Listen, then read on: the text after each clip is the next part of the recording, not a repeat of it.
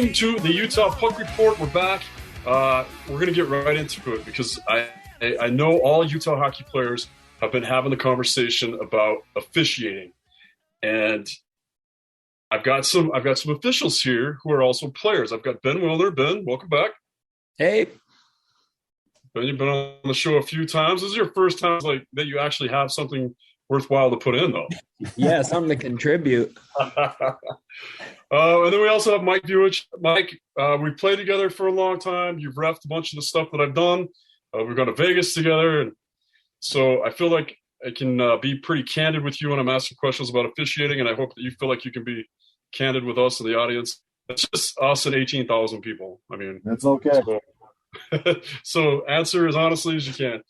And, we'll just try to get the news out of what's going on. And what I'm talking about, as if people don't know, is that I think there is, since COVID, like hockey shut down, and then it came back, and there was an officiating shortage. And I know that you guys had some recruiting efforts, and we're trying to get some guys back into it. And I don't know what exactly happened, but I know even in the men's D1 and men's D2, sometimes you have officials that maybe sometimes look like they're in over their head, but they're doing the best they can. And then as what happens when you have officials that maybe don't always make the right call, which most players never think anybody makes the right call, right? The players start getting, and I've been playing men's league forever. Basically, that's all I've ever done. Like Ben's the king of men's league, but I'm right there behind him. And I just think it's different. The feel in the air with the officiating the last year has been different. It seems like it's more hostile. Do you guys agree with that? Mikey, I'll let you take it. From a guy who's done, a lot of reffing, I'll be honest, this was the first year I actually did a men's league game early in the year where I thought about hanging up the skates from reffing. I almost walked off the ice because of the abuse I was getting from players. So that with the actual COVID, yeah, we lost 20 good officials over the last 18 months. So you're going to get a lot of new guys out there. I mean, this year alone, we had 64 new officials join the ranks. Of that, probably about 25 of them are doing men's league. This is their first year. I mean, some of these guys never even played a game of hockey before in their life. And they step on because they've seen a shortage of referees, and they're willing to jump out and help out with men's league. I mean, so. Yeah. That's Mike, I should have introduced you a little bit better. Tell us, you say you've been doing this for a long time. I think you've been reffing for 14, 15 years, and you've been playing for just as long. So can you kind of qualify that for me? Tell me your credentials. I've been playing since I was 13. I'm 38 now, so going on 25 years of playing. Refereed off and on for 14, 15 years. I do ACHA college. I do the juniors leagues here. So I've done, besides the Grizzlies, the highest level hockey we have here in the state. Gone to district camps, things like that. So I've been around the block a time or two. In my career, I've reffed almost a little over 10,000 games now. So, like I said, there's a lot of games. People don't realize how many games in Utah we have to cover.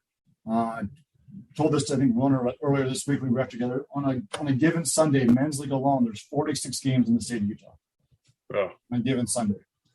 So we do the best we have. Unfortunately, yeah, there's a lot of referees that won't work Sundays due to religious or other, commitments. Oh man, I didn't even think about that part of it. Yeah, that makes sense. So we have a couple referees that are higher level referees that just won't work Sundays. But you also got guys like me who have been doing it so long. I get to be a little bit more picky and choosy of where I want to go spend my time, right? Like Ben knows this. If it's a Friday or Saturday, I'm usually doing a college or a juniors game somewhere. I'm not doing the men's league that are on Friday and Saturdays. Sundays, it's usually the same thing. Usually there's a juniors game somewhere in the state that I'm attending and doing that. So I don't really want to go do a juniors game and then 30 minutes later turn around and go do a couple men's league games. I have no qualms about doing men's league. It's just I don't do a lot of men's league anymore. Right. But going back to your original statement of the quality of referees, we have a lot, but they're young. But just so you know, I'm not sure everybody's told it besides me, in Massachusetts alone, they had 900 officials quit last year because of abusive officials. 900. That's unreal. They're asking us to go out and do juniors tournaments out there because they don't have enough officials. They keep sending us messages out here. Hey, you guys want to send 4 of your guys out to help us do a juniors tournament in Massachusetts? And it's like, we can't really send guys because we don't have enough guys. Right. But like I was telling Ben, they want us to go down and start doing games in Vegas because they don't have enough guys to qualify. So what I always tell players is, and especially when I'm working with a new official, I'm telling them, hey, these are brand new officials. You've got to give them credit. Let them learn. But it's hard. It's not an easy thing to do. I think Ben would agree that when you first put on the skates as a referee, it's a different feel than it is as a player or a coach. All eyes are on you. You put your arm up, all eyes turn to you. And you don't want to mess up. These guys don't want to mess up. But it's hard. Like I said, it's a lot of new officials. I'm actually going out to work tonight with a brand new official to do mentoring because we need more guys that can skate. Right. So it's funny. I've reffed before. If there a couple of years when I was first getting into it, and I started reffing, and I'll tell you, this is a 2-part story. One, I was reffing when we had really competitive roller hockey going on around here. Phil Snyder and I would have to basically ref games here. And I remember, I don't remember who the player was, but I remember that I called a penalty. It was a plain as day penalty. And I called a penalty on one of the guys that I kind of played with, whatever, and he freaked out. And he's like, I thought we were friends, blah, blah, blah. And then I'm like, but you still committed a penalty. Like, I thought you knew you were going to get the call. Like, I thought you knew I was going to put you in the box for it. And he freaked out about it. Now, so guys don't react right. And I'm going to take some of the blame for that too, because last week or 2 weeks ago, I was playing in a game and I flat out tripped somebody and got away with it. Not making a save. I tripped somebody and got away with it. And then about 5 minutes later, somebody tripped over me while I was making a save that is not a penalty. And the official called me for a trip. And I'm like, you missed the one where I actually tripped the guy. But he starts arguing with me. And instead of me just taking it like a man and being responsible, like I should have felt like that evened out, right? Instead, I'm like, don't argue with me the rules. If you can't even turn left. And then I'm like, that's too far. Here's a guy that's out here doing the best he can. And he saw something his way. And then I made it personal. And I've seen that same thing happen 1,000 times. Yeah. Where guys make it personal. And Ben, it shocked me when you became a ref. And so a lot of other people too. Yeah. But the games I've seen you ref so far, you seem to have fun with it. And you seem to let stuff roll off your back. But tell me, why did you get into, you've been in men's league for 130 years now. Yeah. Yeah. And so tell me, like, at what point were you like, you know what, I'm just going to be official? Yeah. So usually at the end of the year, every year when like the coaching season would end, I'd look for something to do because you have all that free time back. And for me, if I'm going to do something with my free time, I want to make some money. So Josh Dangle was like, hey, you should start reffing with me. And I was like, all right, I'm game. I'll try it. So luckily last year, everything was over Zoom. So I actually started like doing it towards the end of the season. In like February, I took the class online, over Zoom. I think it was like a class out of Massachusetts or something I took. I got all the modules done. I already had like all my USA Hockey creds and Safe Sport and stuff. And then I started in March. And so from March till the end of the year last year, I did 275 games. So in 6 months, did Yeah, at first, like I'll say it's different. It's hard. Like I started out doing like D5 men's league in Provo, and you would think, it's like, oh, they're not very good skaters or whatever. The game's not very fast, but it's just like the positioning and like not the biggest thing was like not zoning out because you just start watching the game instead of like paying attention as a referee. So I started doing it and I just really liked it. I did a bunch of like youth tournaments towards like the end of last year. There was a couple in the spring. Men's league, I think, is just kind of fun because I don't really care if guys make fun of me, like, or they chirp me. I've been getting that my whole life. So it's like, and typically like guys who are playing D3 or D4 have D3 or D4 chirps. So it doesn't hurt as bad as the D1 guys who really lay into you. But I just don't take it personal. Like even high school and stuff, like coaches want to yell at me. I don't really care. Like I know what I called. If you have a problem with it, that's fine. You can ask me about it. I'll tell you what I saw. But if you start out hostile with me, we're probably not going to have a very civil conversation. But it's been a lot of fun. I really enjoy it. I got to actually like do a 3-man system like a month ago when WCR had games here. And I got to wear the bands, and I hadn't done that before, like crazy enough, in like 200 and however many games. The first game I worked a 3-man. The second game of 3-man I ever worked, I wore the bands. It's kind of fun. Like I've enjoyed it. The money's been not bad, so I would think guys would want to make a couple extra bucks. I mean, it's so easy and it's good exercise, and I know so many people here. Like I have a good time when I'm out there. Yeah, I think that's part of it too. And Ben, you definitely have the temperament for it. But that brings up the other thing, Mike, I want to talk to you about. Ben brings up the point of, it's some extra money too. And for some guys, I know that like with Matt Brickley, that's what Matt did for a living. He repped nonstop. So what can guys expect to get paid? Like, here's your chance. Make a pitch to some of the guys that are listening that are on the fence about reffing. Tell us what it takes to get into it and what they're going to get paid. So the getting into it is you can technically buy everything you need for $100. Pants, jersey, shin tights, whatever. A lot of guys just use their player shin pads at first to start reffing.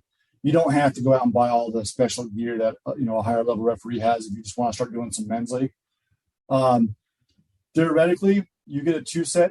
You're covering of men's league. You're covering what you just bought your referee gear for. It's $45 right now.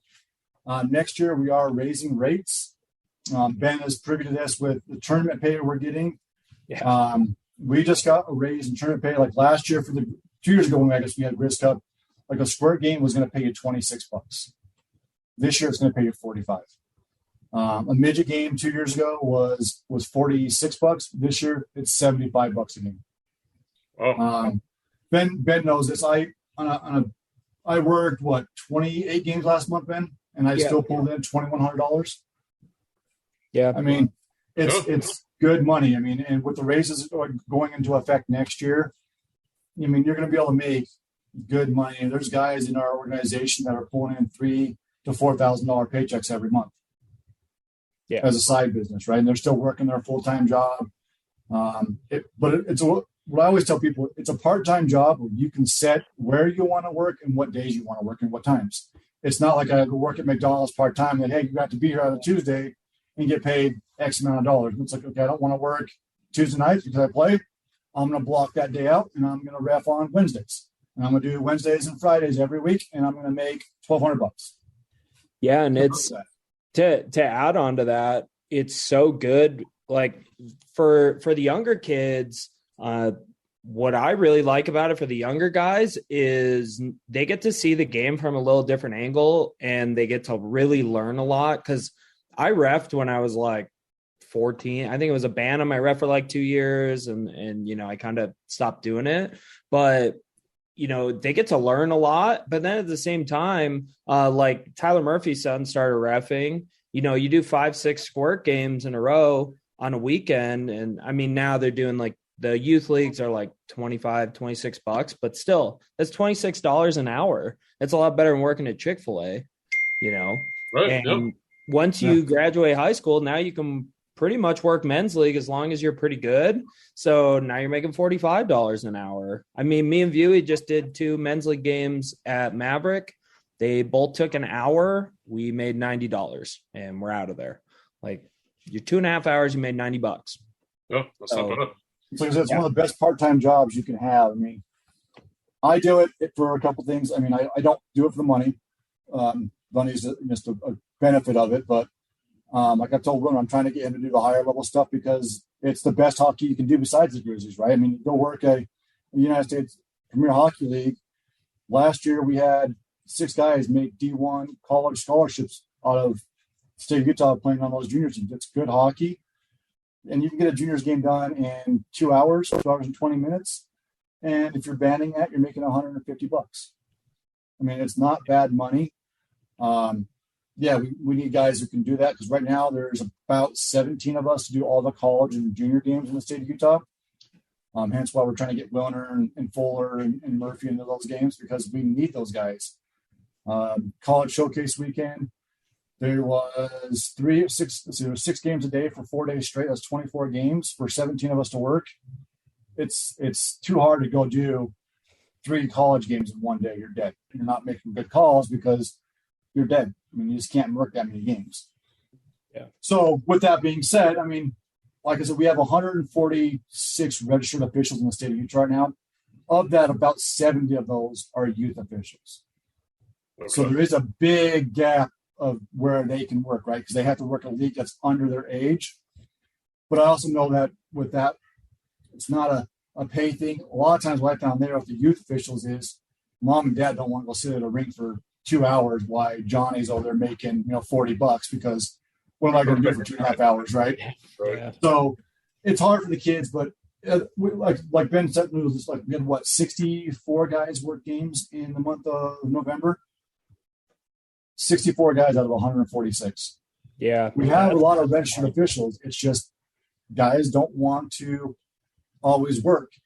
I'll be honest, my boss at work is an official. He broke his hip 2 years ago officiating and is scared to get back into it because he doesn't want to get hurt again, right? So we lose that guy who did 220 games in a year. He's now back into it, but he's only doing 1 night a week. Wow. Yeah. So, but the biggest thing I've seen is literally we've lost 2 officials in the last year because of abuse of officials.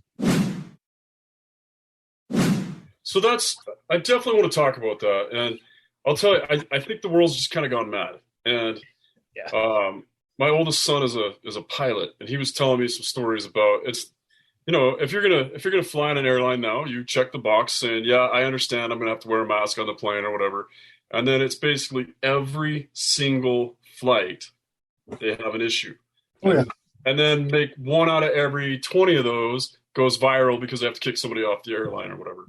So it seems like, and in my world as a medic, as a firefighter, I'm seeing it. Things are a lot different there too. People are a lot quicker to go mad, and I don't know if this is because of COVID or the isolation and all that stuff. Because to me, it seemed like it was happening prior to that.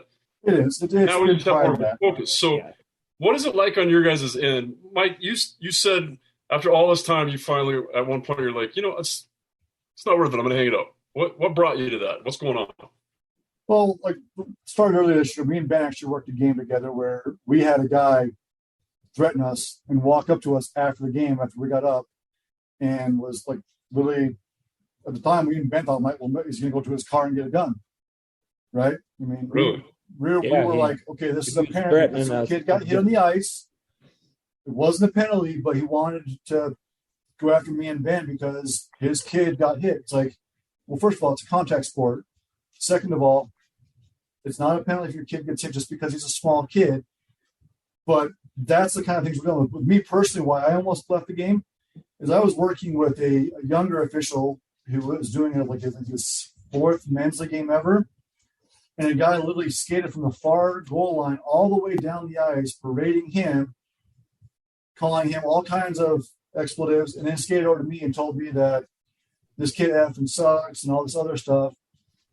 And it has continued on. I kicked him out because of all he was doing. And then all of a sudden, the rest of his team was just, for the next 3 minutes, trying to shoot pucks at people.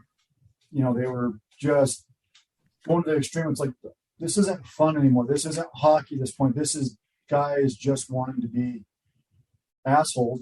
Excuse the French there, but it's like we are on KSL. We'll bleep that out. We'll cut that. This isn't hockey at this point. I'm here to be a ref. I'm not here to babysit grown men, right? I have kids at home. If I want to babysit my kids, I'll just go home and take care of my own kids. Right. Well, my kids would never act like that, though. Yeah. I don't need to have 30 and 40-year-old grown men acting like toddlers out there. Right. Yeah. Unreal, man. Unreal. And I've called more match penalties in the last probably 18 to 2 years for abusive officials than I did probably the prior 10 to 12. What was the repercussions for the guy that you were afraid was going to go to his car? Is that something where you can do something to a fan? Can you ban them from? So USA Hockey's code of conduct allows us to remove the fan from the facility. What he does after that would be a legal matter. So if he did say approach us with a gun or say something wrong or something like that, I'd have to take it to the authorities. There's nothing in USA Hockey at that point that they're going to do anything. All right. As far as a rink goes, they can ban whoever they want, but that's also really hard to enforce when you have 14 different employees watching the front desk every night of the week when different rinks or whatever, right? In this case, it happened to be USA Hockey, and it happened to be Utah High School Hockey. So high school hockey now has a policy where they can ban fans from attending high school hockey games. So we would have to take it to high school hockey, and they'd have to basically put in a ban for that particular spectator to come in. And again, that's still really hard to enforce because if they go to Logan, to Provo, who's going to enforce that, right? Right. Yeah. So yeah, it's I've kind of said it since the beginning is like to me it's a challenge. I want to be good out there. I mean, I want to be good when I play, when I coach, I want to be a good coach. So officiating is no different. Like I want to go out and be good. I don't, if I don't get yelled at the end of the game, that was a successful game in my book. I did a championship game at a tournament beginning of December with the U16 Eagles in Park City, which has been a really big rivalry this year. And Mike Adamak texted me after the game and said, "Hey, you did a great job. Like you let the kids decide the game. I thought you guys were great." And that was a huge compliment, especially coming from Mike, who's, played a high level of hockey. And I know he likes to rip the refs a little bit. So the fact that I didn't get ripped by him and he told me it was a good job, felt good, and Bryce Manick and John Solomon on the other side, same thing. So, I think there's a lot of new guys, there's a lot of new guys getting into it, and you kind of have to take it easy on them. When you do something stupid out there, we've all been there. It's just like when like some of these guys are in over their heads, it's like leave them alone. They're gonna mess up, but you don't want to sacrifice your time to go do it. So this is what you get. And I mean, like today, guys were telling me and Vuich, like, "Hey, thanks for coming out." And it's like, well, I am getting paid a little bit to be here, but yeah. But if you don't show up, if we keep having officials quit, and I was at a game a few weeks ago, the officials just didn't come. So that's another thing, Joy, is we as a board, we're trying to do the best we can with scheduling officials, but so far with men's league, the winter seasons, we've had over 20 games where we haven't had officials through all the leagues. Yeah, it's hard. It's not something we want to do, but we also, as a board, when we talk about, okay, who do we need to do to get these games covered? There's some officials we will not put on men's league. Even though they're adults, we won't put them on there because they're just not skilled enough to take on that responsibility of doing a D1 county hockey league, right? Like Ben said, he plays, I play. a lot of the referees still play. We have right now about 16 of the adult referees play in leagues. So it's kind of hard with that balancing act. Like I said, we only had 64 guys work games. Now you take 16 of those guys who play in the leagues to take them out of the basically from reffing. And like Ben said, he was trying to cover some games for us tomorrow in his own division. Yeah, because we didn't have officials. Yeah, like tomorrow I ref at 10 a.m. at Steiner, 10 a.m. Cottonwood Heights. I do a Bantam game, and then I play in Division 1 and 2 because I'm a hardo. And so 6 and 7:30 at Murray I play. Someone threw up the games at 3 and 4:30 that we needed somebody to cover, and we couldn't find anyone else. So I was like, okay, well, I'll take them. So I'm going to ref at 3 and 4:30, then go in the locker room and change and play, at 6 and 7:30. And Vuich's doing the same thing at the Oval. Like there's other guys doing the same thing in Provo. Like we ref 2, play 1, like you play 1, ref 2. Like it happens all the time because there's just, like you said, there's like 60 or, less than 60 of us really or that are eligible to work those higher level and, adult league games. And then out of that, there's 36 of us that do the majority of the games, right, Vuich? Yeah. Something like that. Yeah, it's not a lot of us do a lot of the games. But what I find with refereeing men's league is the guys who have played at a high level, for the most part, they don't say a thing too often. It's the guys who are playing at the lower levels, the Division 2s, 3s, and 4s that tend to cause more of the problems. The Division 1 and 2 guys where they get more problems is the fighting. It's just what it is. They've done that for years. Don't care. I've played in both divisions. They've always fought. Yep. But the 3 and 4 is really where they abuse the officials to the point where they don't come back. It's unfortunate. We've lost over the last 10 years. I know we've lost probably 30 officials to abusive officials. Jeez. I wonder if guys understand that. It blows my mind that, and I'm guilty of it, but it still shocks me when I see it, that you got the penalty and you knew you were going to do it. You knew you threw the cheap shot. You knew you tripped the guy. You knew you accidentally got your stick up, whatever it was. Or, there's some that are questionable and you just can't keep your mouth shut and take the penalty. It's mind-boggling. It's not just the players. It's the coaches. It's the parents. Yeah. There was at the advanced symposium this year, they showed a video of a girl who's been doing it for 9 years. I can't exactly remember where she was, but the reason why she quit officiating is she had 2 parents walk on the ice in the middle of a girls' game and confront her in the middle of a game. If you're a referee that's 19 years old and you have 2 grown people approach you, what are you going to do? Yeah, that's traumatic. I mean, you're probably not going to want to get back on the ice. No. So, and those people should be charged. Yeah, they should. And they should. But the thing is, I've been abused. I don't let it affect me too often. But I've been abused by parents, coaches, players. And it's hard at times. But I also know that as a ref, I'm going to take some abuse because I'm a ref. Right. It is what it is. I don't care what sport it is you ref, you're going to get abused some way, some shape. It should never be physical. I mean, we've had guys shove officials this year. We've had guys, take shots at officials with the puck this year. Isn't that if you go hands on if you shove an official, isn't that an automatic match? Serious suspension? It's more than a match. Well, the problem is almost all the men's league now are ISI. And since ISI is not a governing body of hockey in the United States, it's up to the leagues to suspend them. And I think the one got 8 games for shoving an official this year. Wow. 8 games. I mean, it's 3/4 of the season, but he's eligible to play in basically 2 months, right? Back on the ice. Yeah, that doesn't teach anybody. I always thought, I mean, if you just hands on with an official, you're not allowed to touch him. I always thought it was at least a season. But so if it's USA Hockey, they have now this year was the first year they actually implemented standards for match penalties. So there is if you go in the actual USA Hockey rule book, if you get a match penalty for certain things, it lays out the minimum penalty criteria for that stuff.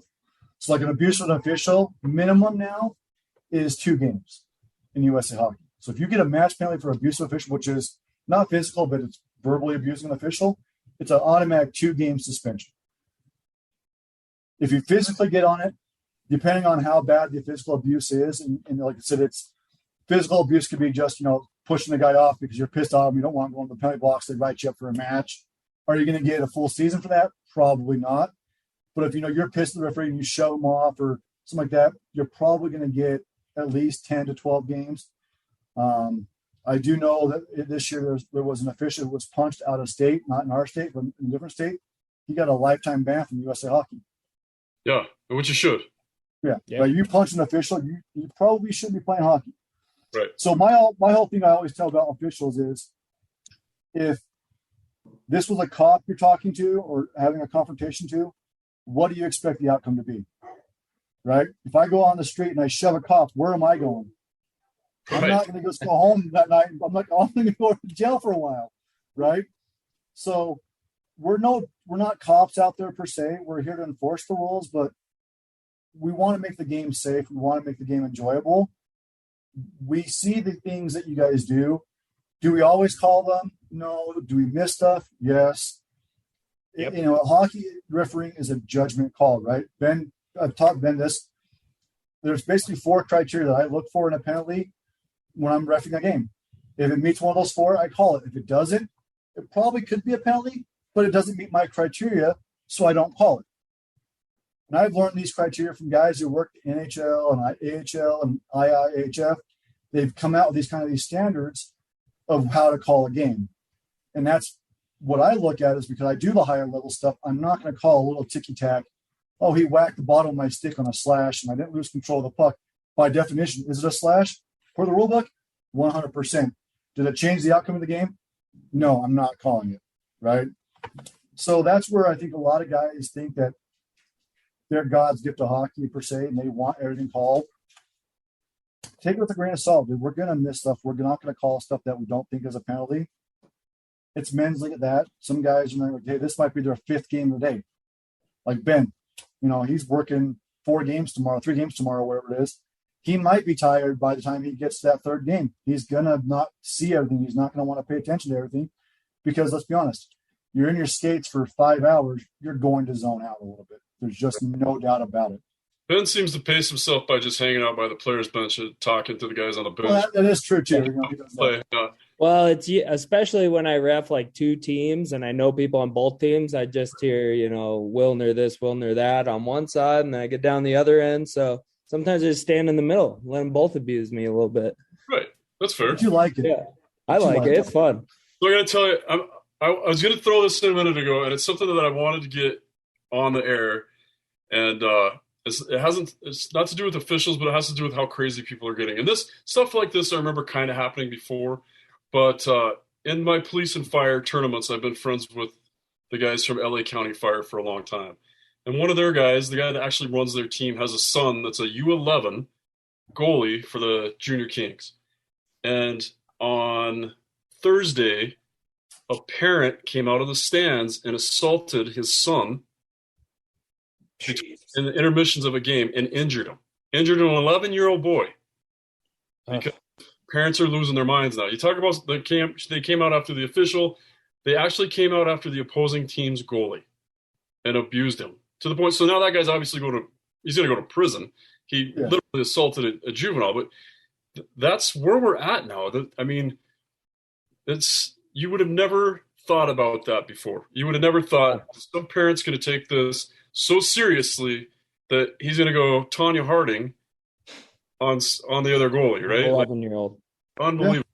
Yeah. Unbelievable. Yeah.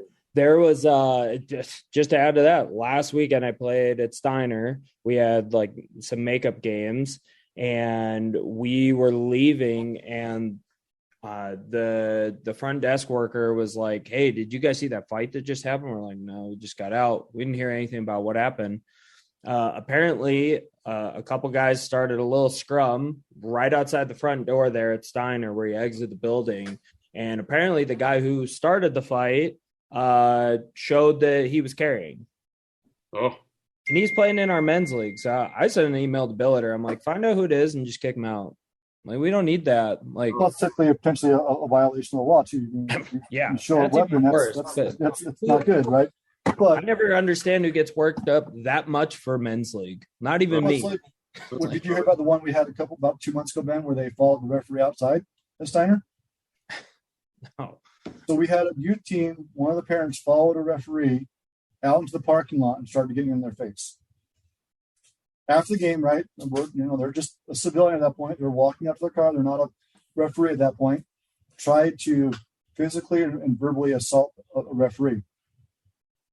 Unbelievable. See, those people need to be arrested. I mean, we need to make sure, and somehow we need to help you. If there's something I can do to help you get your association or the local rinks to adopt that, that suspension, like the mandatory minimums, if you will. Like we need to protect you guys.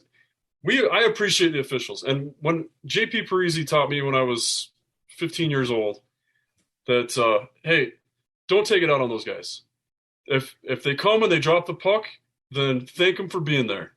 And so I've tried to do that my entire life. I've always tried to thank the officials for being there. He always made it important. And he also told, this is one, and I've told my kids this, Ben, I think I've told you this, but every year when I coach, I say, before you open your mouth to an official, make sure you know everything that's in the book. And JP would make us, I still don't know. Yeah, he would make us a rule book. He'd give us a rule book every year. So, and that was an important thing to me. It was more of an eye opener than anything, because like, oh yeah, there's another side of the story. There's my side, and then there's a official out there trying to do his job. I'm out here just trying to play hockey. He's out there trying to make it better. He or she's out there trying to make it better for all of us. And I don't know. JP was just like, if they come and they drop the puck, that's great.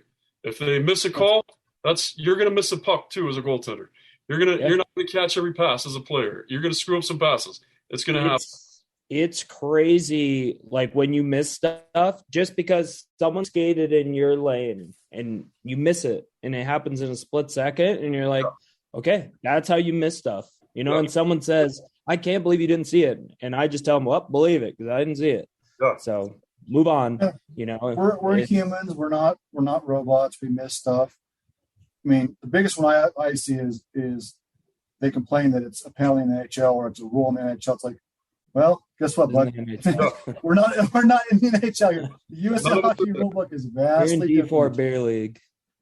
So, but yeah, I mean, as far as helping goes, I'll be honest. I think a lot of it is, and I love Chris Billiter as far as county goes, but he used to be an official, but he's very, very light on his players usually. Okay. Not very often does he uphold a suspension that should be longer than what he really does, because he is the one basically that is in charge of, hey, this guy got a match penalty. What are we going to do, right? They have their match penalty hearings in county, but he's the one that ultimately comes down and says, hey, we're going to suspend you for X amount of games. And I know his thought process is, hey, these guys pay their money. They should be paid, they should get a play. But go look at the penalty minutes. I can tell you right now, off my top of my hand, even though I don't ref a lot of the county men's league, I can tell you the 4 top penalty minute teams in the whole entire league. Same. I think we all. Right. I think everybody. Right? And you can't tell me that every referee that referees in the county league, when they see certain teams on that list, it's like, okay, I guarantee I'm going to have a game misconduct. I told Bennett, I'm like, okay, I've got this team this weekend. I guarantee I'm giving a game misconduct out to somebody. Yeah. Right? Yeah. So it sucks, but I think for enforcing it, we do the best we can as officials. Builders and the leagues run their own stuff. Right. I would make the emphasis to players, like, without us, you guys don't have a league to play. It's just at that point, it's dropping. That's my concern. And right? I know Builder's one of the nicest guys in the world, and I think that's part of it too. Is he's so nice. He wants everybody to be happy, and I get that. Yeah. He's actually going to be on the show. Nice. I've been talking to him for the last couple months to get him on, so we'll get him on. We'll talk about all that, because I know he's got his side of it too, and there's a lot. I mean, the stuff he has to put up with too. The stuff he has to put up with officials, the stuff he has to put up with guys like Ben trying to play in D1 and D5 and D3.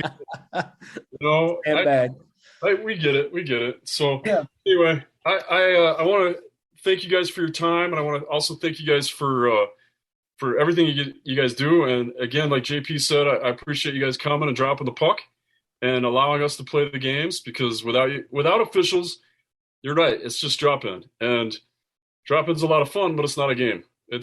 And there's just that tiny, even at our age, there's just that tiny little bit more of adrenaline or pressure or whatever in a game when the scoreboard's running, the penalties are being called. It makes it a little bit more fun.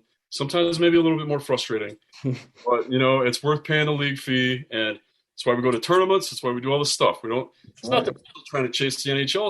It's just a little bit more fun for us. So without officials, and I hope everybody that listens to this podcast today, next time they're on the ice, takes that, counts to 5 before they say anything, and maybe just don't say anything, but count to 5. The biggest thing I would tell players is don't come yell at an official. It doesn't do you any good, right? If you want to ask about a penalty, ask. Don't come berate me, right? Yeah. I'll give you my explanation of why I missed a call or I didn't see a call or why I did something. But if you start screaming at most officials, it doesn't end well, and it just escalates usually. So just come talk to us. We're officials. We're humans. Come talk. Don't yell is my biggest thing on that. Just come talk to us. Ben, do you have any advice? Yeah. When's the last time you ever yelled at a guy and he changed his call? Yeah, well, I've heard that. Yeah, that's a good point. Yep. And it's fun. I enjoy it a lot, and if anybody who's listening knows me, knows I like to play, and it's been a challenge, and I would just say, if you're not happy with the officials, then you do it. It's different perspective.